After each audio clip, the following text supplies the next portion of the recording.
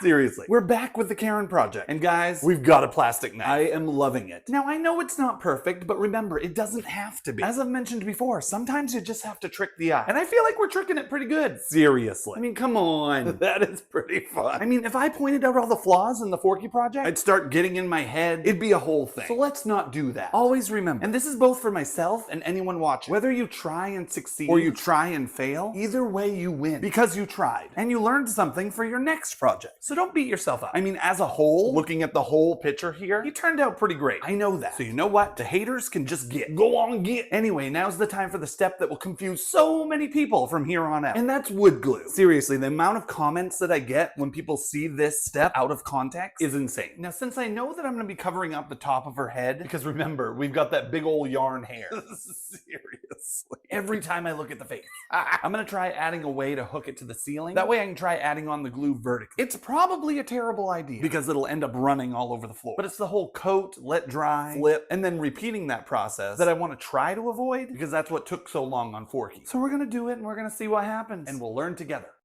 I think I'm just going to make it so it can stand up. Otherwise, I'm going to be chasing it all around. All right, I did put down some craft paper just so it wasn't all over the floor. I have a feeling this is going to make a mess. But it's all good. Now, if you are new here, the reason we do this is to add a nice shell. This is gonna be messy, I can already tell. It's working, for sure.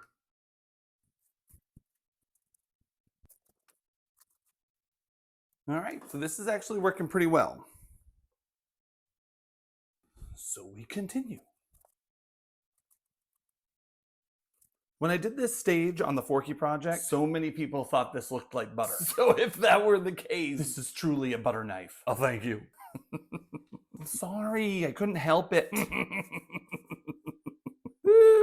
love it. Well, that was far less messy than I thought it would be. And it worked out really well because I don't have to wait for one side to dry before flipping it to do the other side. One full coat is done. I obviously can't pick it up and swing it around and show you how excited I am, but that's a butter knife. Oh, if only I had higher ceilings. That would be great. But guys, this is progress, and this is where we're going. So be sure to hit that follow button for the next installment, because we're gonna get there.